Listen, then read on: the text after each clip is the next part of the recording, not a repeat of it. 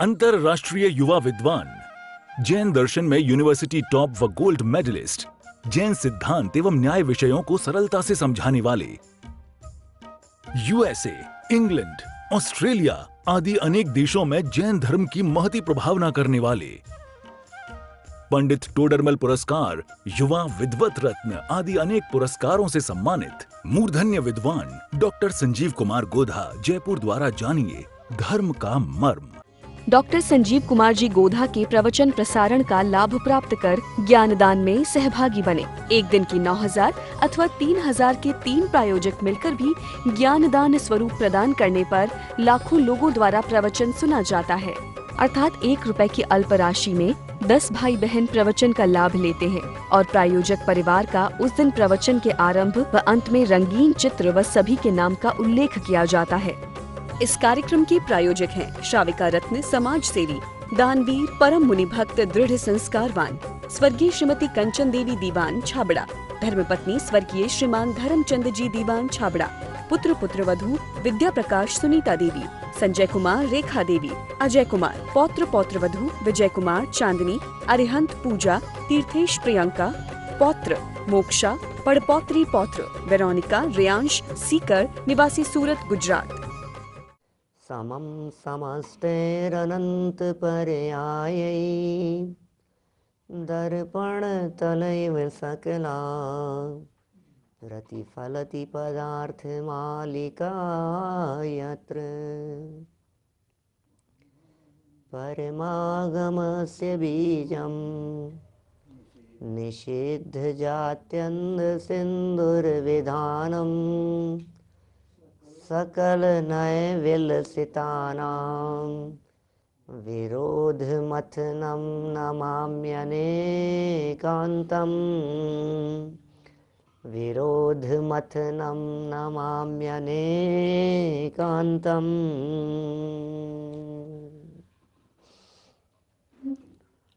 पुरुषार्थ सिद्धि उपाय नामक यह ग्रंथ है अमृतचंद्राचार्य की। यह सुंदर रचना तपश्चरण की चर्चा चल रही थी। 12 प्रकार के तप हैं, उनमें बहिरंग तपों को हम यहाँ देख रहे थे। पंडित टोडरमल जी साहब ने बड़ी सुंदर चर्चा की बहिरंग तपों के संदर्भ में। 2-5 दिन में, अभी कुछ दिन में प्रकरण अपना चल रहा है और इतनी सुंदर चर्चाएं की है वहाँ 7वें अध्याय में। निर्जरा तत्व संबंधी भूल के अंतर्गत ही 7वें अध्याय में और भी बहुत प्रकरण इस तरह के आए हैं जहाँ उन्होंने ये बात कही है कि ये जो तप है ना कि साहब ये बाह्य तप है, ये अंतरंग तप है। तो बाह्य तप तो बाहर में होते हैं, अंतरंग तप अंदर में होते हैं। बोले नहीं नहीं नहीं, ऐसा गलत अर्थ है, ये भूल है आपकी। बाह्य तप का अर्थ जो तप बाहर में होते हों उनका नाम बाह्य तप नहीं है। बाहर से जिन्हें देखकर तपस्वीपन दिखता हो उसका नाम बाह्य तप है। बड़ी मार्मिक बात है। पंडित जी साहब ऐसा कहना चाहते हैं जो आचरण करने पर, जो प्रवृत्तियां होने पर जगत में कोई भी व्यक्ति देख करके ये कहे अरे यार तप, भाई साहब तपस्या देखो आप, तपस्या देखो आप, इसका मतलब यह है कि वो बाह्य तप है, क्योंकि बाहर से देखा जा रहा है। बाह्य तप में भी प्रयोजन तो एकमात्र शुद्धोपयोग का ही होता है। अंदर में यदि शुद्धोपयोग का प्रयोजन न हो, अंदर में अपने आत्म स्वभाव के अवलंबन रूप प्रयोजन न हो, तो फिर वो तप नहीं है, फिर तो वो तप का प्रदर्शन मात्र है। 12 प्रकार के तपों में बहिरंग तपों की चलती हुई चर्चा में हम यहाँ 4 की चर्चा कल तक कर चुके थे। अन्न, शन, अंतरंग का रिफ्लेक्शन, अवमौदर्य, उदर से कम, भूख से कम, ये उनोदर, विविक्त शय्यासन, ऐसी जगह पर संचरण नहीं करना, ऐसी स्थान पर जाना आना नहीं जहाँ ऐसे स्थान पर बैठना नहीं जिस जगह पर विषय कषायी जीवों का आवागमन हो रहा हो, उनका संचरण हो रहा हो। इन सब के लाभ भी बतलाते जा रहे हैं। यहाँ पंडित दौलत राम जी कासलीवाल साहब लिख रहे हैं, जो भी बात कह रहे हैं। फिर चौथा, एक रस परित्याग कहा, बदल बदल करके रसों का त्याग करो, इच्छा निरोध होना चाहिए। आपकी इच्छाएं कंट्रोल हुई या नहीं, आपने अपने आप को कंट्रोल किया या नहीं, अपनी इच्छाओं को रोका या नहीं, इच्छाओं का दमन हुआ या नहीं हुआ, ये बतलाइए। या भोग आकांक्षा इच्छाएं यथावत बनी हुई है। तत्वज्ञान के अभ्यास करते हुए मोक्ष मार्ग पर कदम बढ़ाने वाले आत्मार्थी जीव, क्या आपकी आज भी विषय कषायों में सुख बुद्धि वैसी ही दिखती है जैसी सुख बुद्धि कुछ वर्षों पहले हुआ करती थी? क्या आज भी वैसा ही है? जरा अपने अंतरंग को, अपने हृदय को टटोलने का प्रयास तो करो कि नहीं नहीं, कुछ तो कम हुआ है। यदि कुछ प्रवृत्ति विषय कषाय रूप कम हुई है तो हम यह कहेंगे निश्चित तौर पर ये बहुत अच्छी बात है। तो कैसे टटोलेंगे, कैसे पकड़ेंगे? आप खान पीन से पकड़िए, आप भोजन से पकड़िए। आप ये पकड़ने का प्रयास कीजिए भोजन के प्रति आसक्ति कितनी है। आप ये देखने का प्रयत्न कीजिए हमारे आज भोजन में नमक नहीं था, हमें कितनी नीरसता की फीलिंग हो रही है। हमारे भोजन में आज घी नहीं था, आज सूखी रोटी, लूखी रोटी खाई हमने। आज हमारी जो सब्जी बनी थी उस सब्जी में भी घी नहीं था, तेल नहीं था। वो सब्जी कैसी बनी होगी? ये जो नीरसता हमारे को महसूस हो रही है, उस नीरसता में कहीं द्वेष रूप नीरसता तो नहीं है। सच्ची उदासीनता हो, सच्चा वैराग्य हो, उस परिस्थिति में सहजता हो, तब तो बात बराबर है। बदल बदल करके रसों के त्याग करने की प्रेरणा देने वाला यह रस परित्याग नाम का तप है। 7 दिन कहे और 7 दिनों में 7 चीज़ों को अलग अलग बांट लिया गया। रविवार के दिन नमक नहीं खाना, और रविवार से शुरू किया और शनिवार को तेल नहीं लेना, वहाँ तक पहुँचा दिया। तो इस तरह से अपने जीवन में उत्कृष्ट रीति से हम बदल करके इन चीज़ों का पालन करने लगे। आसक्ति कम होती है तो भोजन कम करने में आता है, भोजन कम होता है तो प्रमाद नहीं आता, आलस नहीं आता। आप देखिए हमारे द्वारा जो अन्न खाया जाता है, जो भोजन ग्रहण किया जाता है, क्या वो भोजन अन्न को पचने में 16-18 घंटे लगते हैं बॉडी में, इतना लंबा टाइम लगता है। इसलिए जितना बच सकें आप उसे बचने की कोशिश कीजिए। इसमें खींचतान नहीं है, ये सहज है, क्योंकि परिणाम निर्मल हो गए हैं ना अंदर से। आपके परिणाम निर्मल हुए नहीं हो और आप जबरन उसको पालन करने की कोशिश करो, तब तो हम कहेंगे कि खींचतान के पालन कर रहे हो। हम खींचतान नहीं कर रहे हैं, हमारी निर्मलता इतनी हो गई है, हम टटोल रहे हैं, हम पकड़ रहे हैं। और जिस दिन तक आपको उसमें खींचतान करनी पड़े तब तक समझ लेना अभी पात्रता और पवित्रता बराबर नहीं आई है। और जिस दिन उस भूमिका में आज नमक नहीं डला तो कोई बात नहीं, खेत खिन्नता नहीं हुई, मुख का स्वाद बिगड़ा हुआ आने पर भी चेहरे पर 3 सल नहीं पड़े, मुंह टेढ़ा नहीं हुआ, बिगड़ा नहीं चेहरा, फेस की आकृति नहीं बिगड़ी, इसका मतलब यह है कि आपका लेवल अंदर से बढ़ता जा रहा है, बदलता जा रहा है, पवित्रता का निर्माण होता चला जा रहा है। ये टटोलने के लिए फर्स्ट लेवल पर तो हो सकता है।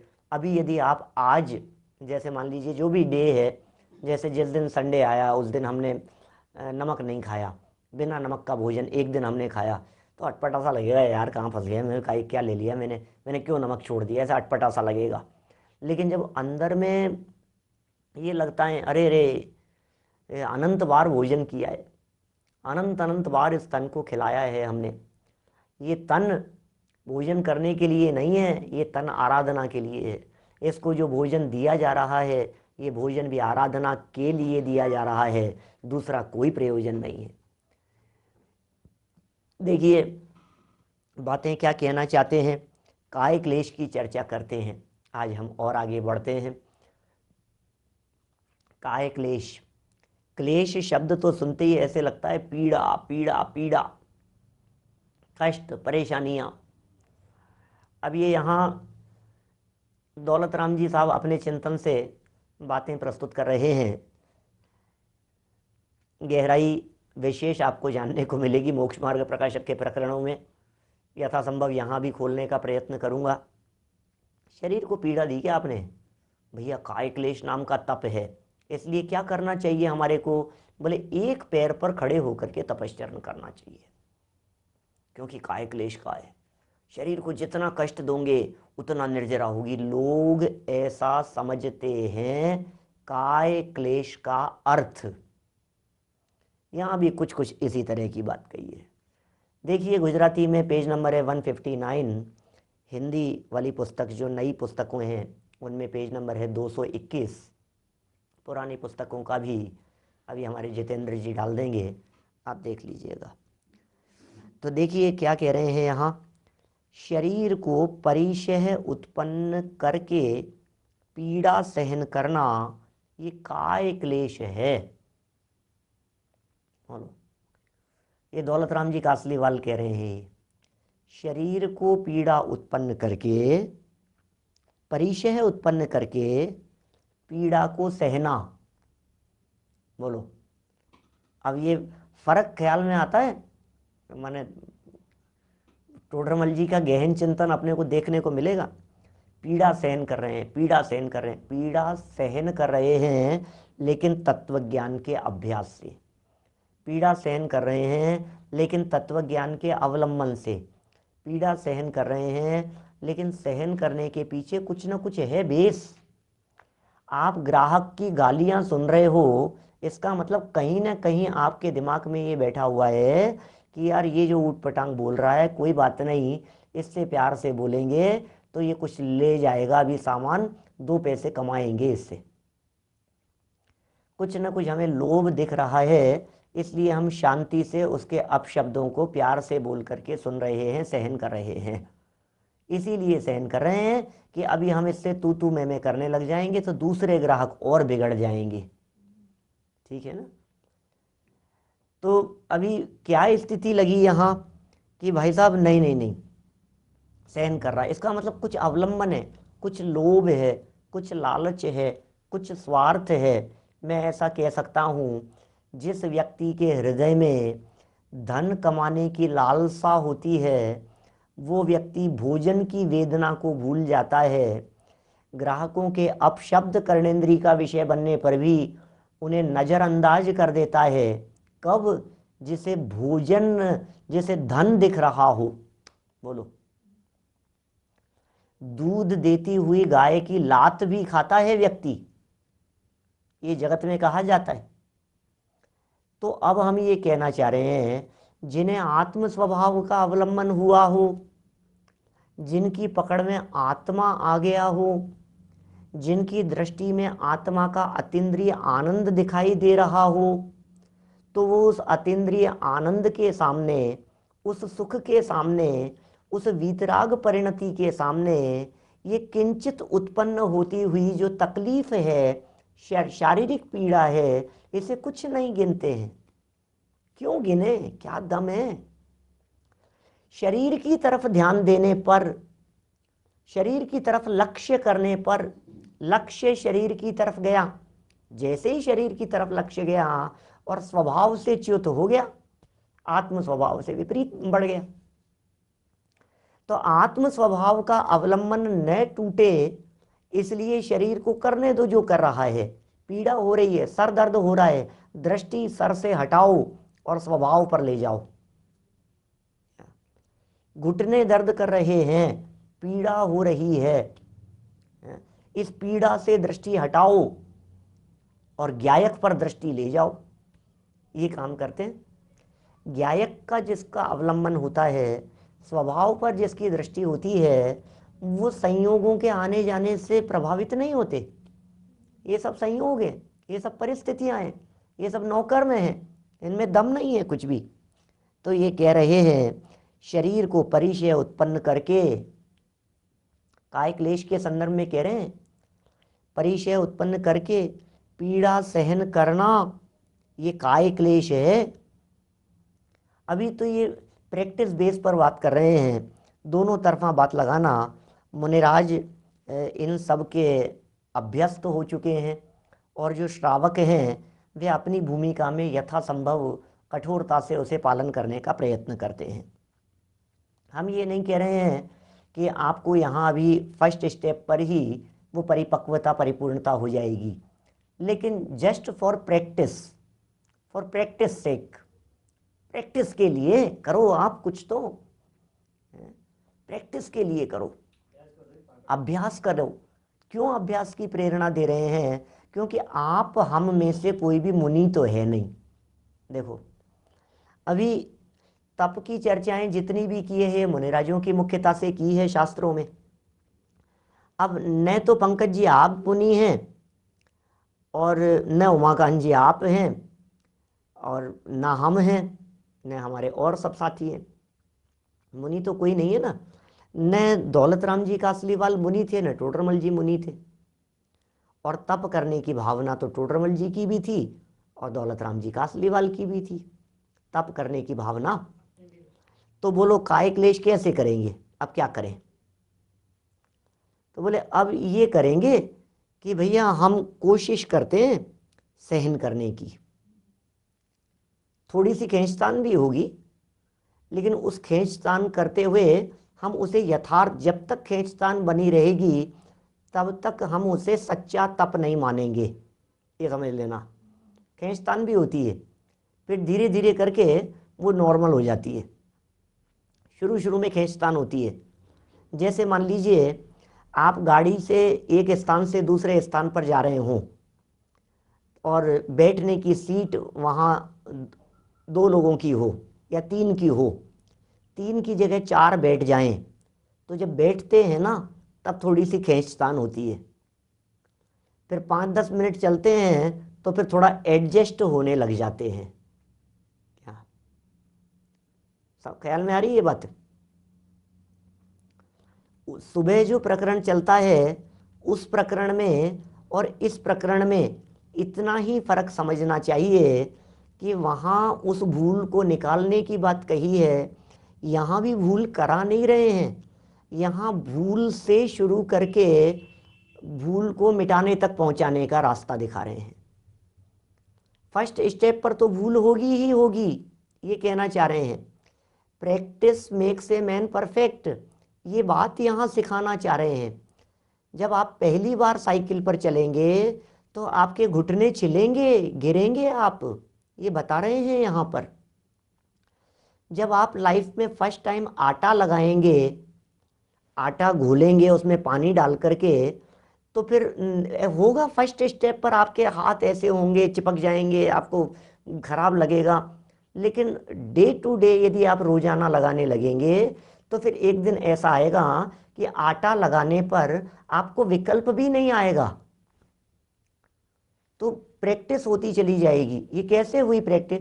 ये कह रहे हैं कठोर आचरण करने पर फर्स्ट बार में तो आपको लगा कि यार बहुत कष्ट है, सेकंड बार में हुआ और कष्ट है क्या, फिर थर्ड बार में हुआ और कष्ट है, मतलब कष्ट कष्ट दिख रहा था। 2, 3, 4 बार में वो धीरे धीरे वो कम होता चला जाता है, वो पीड़ा ही मिट गई है, मान लीजिए ऐसी स्थिति बन जाती है। ये यहाँ बतलाने की चेष्टा कर रहे हैं कि इसके अभ्यास करने से, आगे वाली लाइन देखिए, इसके अभ्यास करने से अनेक कठोर उपसर्ग सहन करने की शक्ति बढ़ती है। इसलिए काय क्लेश कह रहे हैं। काय क्लेश का प्रयोजन शरीर को कष्ट देना नहीं है। काय क्लेश का प्रयोजन शरीर पर क्लेश आने के बावजूद भी मेरा उपयोग भ्रमित न हो, मेरा उपयोग विचलित न हो, ये अभ्यास है। दृष्टि तो वहाँ है, मैं क्यों प्रैक्टिस कर रहा हूँ, मैं क्यों कर रहा हूँ। जो हमने 12 प्रकार के व्रतों की चर्चा देखी थी, 12 व्रत और 11 प्रतिमाएं। यदि मैं इन प्रतिमाओं के स्वरूप और इन अणुव्रत, गुणव्रत और शिक्षा व्रत, इनके स्वरूप का कंपैरिजन करूं मुनिराजों की लाइफ से, तो मैं ये कह सकता हूं कि मुनिराज बनने की पूर्व भूमिका में एज ए प्रैक्टिस सामयिक करना सिखाया गया। मुनि बनने के बाद एक आसन किया जाएगा रोजाना, एक टाइम भोजन होगा, फिर कभी उपवास भी होंगे। इसकी प्रैक्टिस के लिए प्रोषधोपवास सिखाया गया। दिग्व्रत और देशव्रत की मर्यादाएं एक ही स्थान पर बैठने के लिए कराई गई। ये सब प्रैक्टिस हो रही है, मुनि बनने की तैयारी चल रही है। सामायिक और संलेखना की भावना बतलाते हुए मेंटल प्रिपेयर कर दिया गया। परिचय और उपसर्ग आने पर भी हम विचलित नहीं होंगे, इसका अभ्यास अभी हमें करना पड़ेगा। टोडरमल जी साहब की उन पंक्तियों को ध्यान रखना जो उन्होंने कही, मुनि बनने के लिए 3 बातों का ध्यान रखना। पहले तत्व ज्ञान हो, क्या, फिर उदासीन परिणाम हो, माने वैराग्य हो, और तीसरी चीज परिचय सहने की सामर्थ्य हो, तब जाके मुनि बना जाता है। तो मुझ में परिचय सहने की सामर्थ्य है या नहीं है कि करके देखो, करके देखो आप परिचय सह पाओगे कि नहीं। थोड़ा कम कपड़ों में रह करके देखो, इस ठंड के मौसम में आप रह पाओगे या नहीं। गर्मी के मौसम में, तेज गर्मी के समय में तपती जमीन के ऊपर नंगे पांव आप 2, 5, 10 कदम, 1 आधा किलोमीटर चल करके देखो तो सही, आपको पता लगेगा। आप 2 कदम भी नहीं रख पाते हैं, इसका मतलब यह है कि परिचय सहने की अभी सामर्थ्य नहीं है। और यदि परिचय सहने की सामर्थ्य नहीं है तो मुनि बनने की पात्रता जागृत नहीं हुई है अभी, बन मत जाना। आप लज्जित करोगे मुनि धर्म को, बदनाम कर बैठोगे आप। अंदर में और पावर बढ़ाओ, आप बहुत पावरफुल तत्व हैं। यद्यपि ये पावर बाहर से नहीं आती है, इस पावर के बढ़ाने के लिए अंदर में आत्म स्वभाव के अवलंबन का बल होता है। कोई बच्चे साइकिल चलाते हैं ना, साइकिल चलाना सीखते हैं, पिताजी पीछे खड़े हुए हैं, पिताजी ये कहते हैं मैंने पकड़ रखा है, तू चिंता मत कर, कि नहीं आप छोड़ दोगे, आप छोड़ दोगे, छोड़ दोगे, नहीं तू चला चला। फिर भी उसे पता है पिताजी छोड़ देंगे, उसके बावजूद भी वो चलाने की कोशिश करता है, क्योंकि वो जानता है कि पिताजी हैं। आपको यदि तैरना नहीं आता है, क्या, तैरना नहीं आने के बावजूद भी वो स्विमिंग सिखाने वाला ट्रेनर आपको पानी में कूदने को कह देता है और आप उसके निर्देशन में कूद भी जाते हो। क्यों? क्योंकि आपको पता है पीछे वो ट्रेनर खड़ा हुआ है बचाने के लिए। छोटा बच्चा हाथ छोड़ करके आगे बढ़ता है, उसे पता है पीछे मेरी माँ है। 2-2 साल के बच्चे बैठे हुए, किसी भी व्यक्ति, शास्त्र सभा चल रही हो और 1.5 साल का बच्चा चलना ही सीखा है अभी, और चलती शास्त्र सभा में किसी का चश्मा छीन लेता है, किसी के पीछे से बाल खींच आता है, कभी किसी का कुछ खींचतान करे आता है, उसे डर नहीं लगता किसी का। कोई मूछे वाले व्यक्ति हो तो उनकी मूछे पकड़ करके खींच करके भागता चला है 1.5-2 साल का बच्चा, उसे डर नहीं लग रहा है। किस बात का डर? माँ है ना मेरी, मुझे डर नहीं लगता किसी बात का। मैं आपको यही बात बतलाना चाह रहा हूं कि अंदर में आत्म स्वभाव है ना, किस बात का डर? ये होता है बल अंदर का। जब अंदर का बल होता है तो बाहर का कष्ट सहने में पावर मिलती है। अंदर का अवलंबन होता है तो बाहर में ताकत के साथ में उन सब चीज़ों को ये जीव सहन कर जाता है, हंसते हंसते, हंसी मजाक में भी झेल जाता है।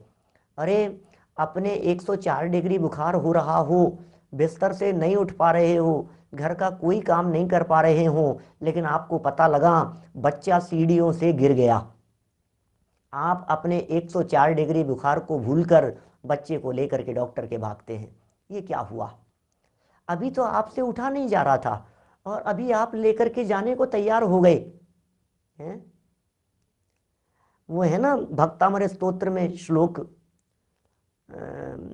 मृगी मृगेंद्रम नाभ्येति किम निज शिशो परिपालनार्थम। बोलो वो हिरणी सिंह के सामने चली जाती है अपनी शक्ति का, प्रीत्यात्म वीर्यम अविचार्य मृगी मृगेंद्रम नाभ्येति किम निज शिशो परिपालनार्थम। बोलो कितना कहां से आ गया ये बल।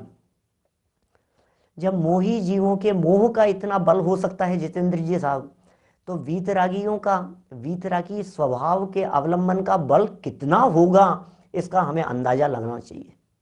बोलो मोहियों में इतना बल दिखाई देता है। अरे ऐसे ऐसे उदाहरण आप गिनीज बुक उठा करके देखो, आप ऐसी ऐसी बातें उठा करके देखो, इतिहास बन जात, मतलब ऐसी ऐसी घटनाएं होती है। भरे हुए ट्रक को बच्चे को बचाने के लिए एक माँ इतनी ताकत लगाती है कि उसे उठा देती है। ये कहाँ से आ जाती है ये ताकत, ये प्रेशर कहाँ से आ गया। मोहियों और रागियों की इतनी ताकत दिखाई देती है, तो वीतरागियों की, अरे वो स्वभाव, जिस स्वभाव के अवलंबन से अनंत चतुष्टय प्रकट होने वाले, वो बैठा हुआ है। आपको पता है पीछे कौन बैठा हुआ है? अरे जिनके आगे पीछे थोड़ा बहुत कुछ पार्षद का भी बल हो, वो अपने आप को दादा समझने लगते हैं। और एमएलए यदि पीछे खड़े हुए हों तो वो समझते हैं मैं तो शेर हूं, मुझे कौन क्या कर सकता है।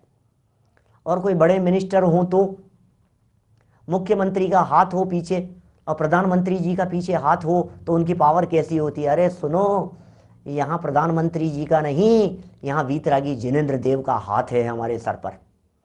वीतरागी जिनेंद्र देव का हाथ है और वीतरागी स्वभाव की सामर्थ्य है। ये दो चीजें हमारे साथ में है। जिनवाणी माँ है हमारे माथे पर, कोई तकलीफ नहीं, तुम तो कदम बढ़ाओ।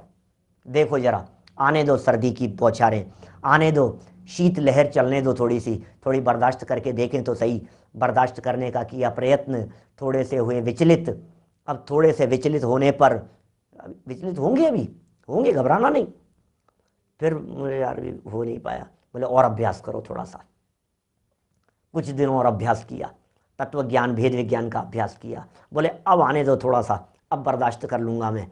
अब फिर ठंड लगी थोड़ी सी, पहली जितनी तो नहीं लेकिन तो भी लगती तो है यार, दूजता तो है व्यक्ति जब ठंड लगती है तो। फिर कोई बात नहीं, और थोड़ा सा प्रैक्टिस करूंगा मैं। ये प्रैक्टिस चल रही है। तो ये धीरे धीरे धीरे धीरे करके ये क्या करते हैं, देखो चावड़ा जी साहब, देखिए क्या कह रहे हैं यहाँ। इसके अभ्यास करने से, किसका अभ्यास किया? परिचय सहने के अभ्यास की चर्चा चल रही है, काय क्लेश के अभ्यास की चर्चा चल रही है। इसके अभ्यास करने से अनेक कठोर उपसर्ग सहन करने की शक्ति बढ़ती है। कठोर से कठोर उपसर्ग आप कैसे सह पाओगे? अरे थोड़ा सा कांटा लगने पर आप इतने विचलित हो गए, मैं नहीं चल सकता, मैं नहीं चल सकता। इतना सा पैदल चलने पर इतनी तकलीफ, कैसे चलते हैं हमारे महामुनिराज। नरकों में ऐसी मार पड़ी, वो गुजरा जमाना भूल गया। सोचो ना, क्या किया आपने, कैसे भूल गए आप उन अवस्थाओं को, कैसे भूल गए आप। नरक की कैसी वेदनाएं आपने सही है। सर्दी गर्मी भूख प्यास हमने अनंत बार सहे हैं, तिर्यंच बन करके, नारकी बन करके। नरक में सैनन नहीं होता, सैनन औदारिक शरीर में होता है। नारकियों का वैक्रियक शरीर है, वैक्रियक शरीर में सहनन नहीं कहलाता। ख्याल में आ रही है बात? ये जो 6 प्रकार के सहनन कहे गए हैं, ये औदारिक शरीर का काम है, वैक्रियक में नहीं होता है। देखिए, तो इसके अभ्यास करने से अनेक कठोर उपसर्ग, सर पर सिगड़ी चल रही है, कैसे बर्दाश्त कर रहे हैं। अरे चमड़ी खींच ली गई है, कैसे बर्दाश्त कर रहे हैं। कानों में कीलें ठोक दी गई है, कैसे बर्दाश्त कर रहे हैं। शिकारी कुत्ते पीछे छोड़ दिए गए हैं, ये कैसे बर्दाश्त हो गई उनको। रुई में लपेट करके गुरुदत्त आदि मुनिराजों को आग लगा दी गई। बोलो आप, रुई में लपेट करके आग लगा दी गई उनके शरीर के, ये कैसे बर्दाश्त कर रहे हैं। घानी में पेल दिया गया 500-500 मुनिराजों को, 700-700 मुनिराजों को, ये कैसे बर्दाश्त कर रहे हैं। सोच सोच करके कभी कभी दिमाग काम करना बंद करता है। कभी ऐसा लगता है अरे कैसे होता होगा आखिर। हे मुनिराज, क्या है आपको, ऐसा क्या मिल गया है कि मिल गया है ना, वो मिल गया जिसकी हमें बरसों तलाश थी, अनादिकाल से जिसकी तलाश थी हमारे को वो मिल गया, उस स्वभाव का अवलंबन हो गया है, हैं? वो सहन करने की शक्ति बढ़ेगी। बढ़ाओ धीरे धीरे, 2 बाल खींच करके देखो तो पता लगे कैसे केश लूच कर पाएंगे। करो, कोशिश करो, खड़े रह करके देखो, नंगे पांव चल करके देखो, कंकड़ीली जमीन पर चल करके देखो, कभी कभी करो तो सही। अष्टमी चतुर्दशी के दिन थोड़ा सा चटाई पर सो करके देखो, लकड़ी के पाट पर सो करके देखो। देखो भाई, मैं कोई क्रियाकांडी बनाने की दिशा में आप लोगों को नहीं बढ़ा रहा हूँ, गलत फहमी नहीं हो जाए कुछ। यदि ये पूरी क्रियाकांड बन करके रह जाए तो आप अपना अनर्थ करेंगे, अपने आप को भी ठगेंगे और दूसरों को भी ठगेंगे, यदि ये सारी बातें क्रियाकांड बन करके रह गई तो। लेकिन मूल प्रयोजन तो देह के प्रति ममत्व बुद्धि को त्यागना है, मूल प्रयोजन तो शरीर के प्रति आसक्ति कम करना है, मूल प्रयोजन तो कषाय शक्ति घटी के नहीं घटी वो देखना है, अंतरंग में स्वभाव का बल बढ़ाया नहीं उसे चेक करना है, पावर कितनी बड़ी है, मूल चीज तो वो है।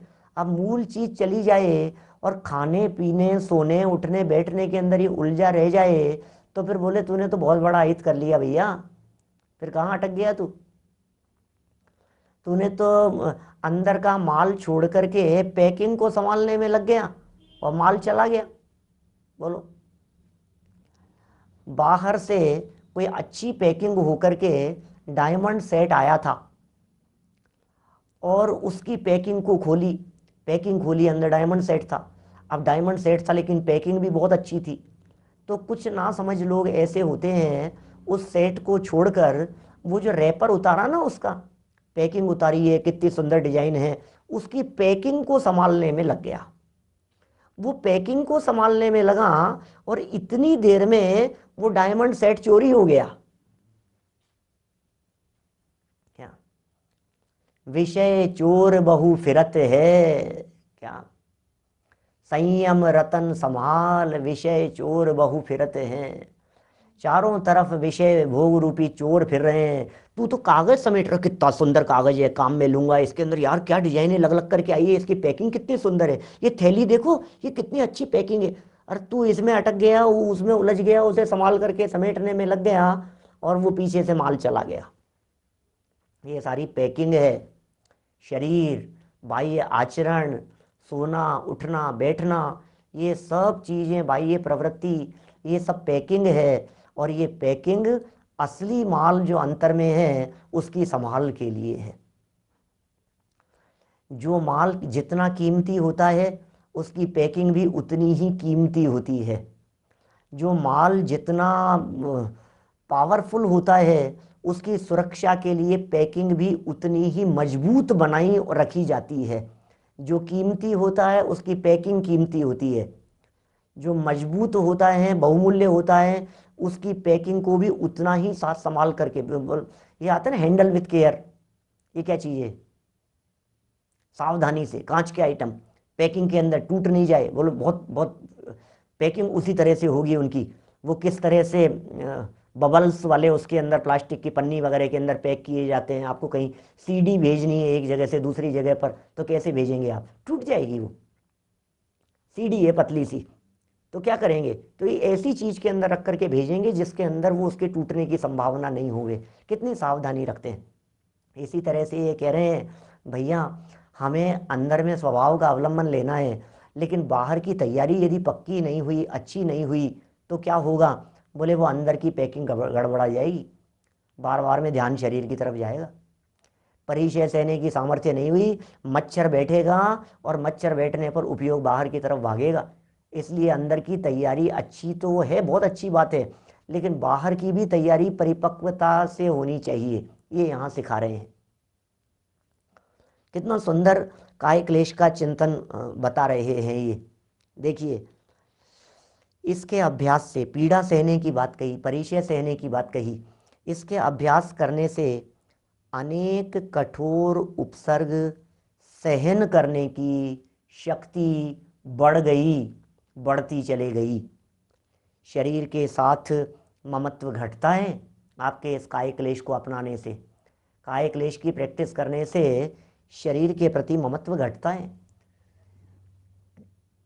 अपनापन टूटता है। राग का अभाव होता है एवं जैन धर्म की प्रभावना होती है। ये बातें भी साथ में हैं। धर्म की प्रभावना होगी, जैन धर्म की प्रभावना होगी, ममत्व टूटेगा। बिल्कुल, लोग देखेंगे यार क्या कितना अच्छा आचरण पाल रहे हैं। माने हमारा बाह्य आचरण अंतरंग का सूचक है। दुनिया में जीव आपके आत्म अनुभूति रूप अवस्था को देख ही नहीं पाएगा। सामने वाला व्यक्ति के अंदर में अवलंबन है या नहीं है, वो तो ये देखेगा कितनी यत्नाचार पूर्वक चल रहे हैं, कितना सावधानी पूर्वक जीवन है, कितना निर्दोष जीवन है, कितनी निर्दोष चर्या है, कितना निर्ममत्व भाव है, देह के प्रति अनासक्ति बुद्धि है। ये जगत के जीवों को दिखाई देगा। इसलिए काय क्लेश को बाह्य तप कहा गया। अकेला शरीर ही रह गया और आत्मा है ही नहीं, तब तो फिर तप ही नहीं है।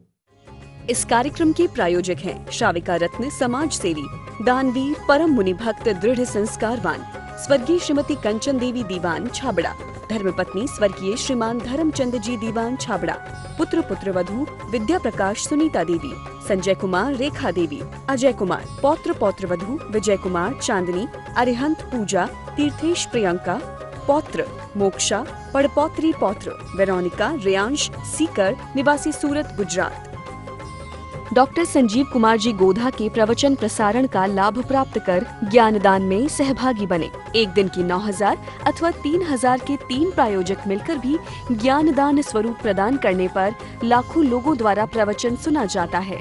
अर्थात 1 रुपए की अल्प राशि में 10 भाई बहन प्रवचन का लाभ लेते हैं और प्रायोजक परिवार का उस दिन प्रवचन के आरंभ व अंत में रंगीन चित्र व सभी के नाम का उल्लेख किया जाता है।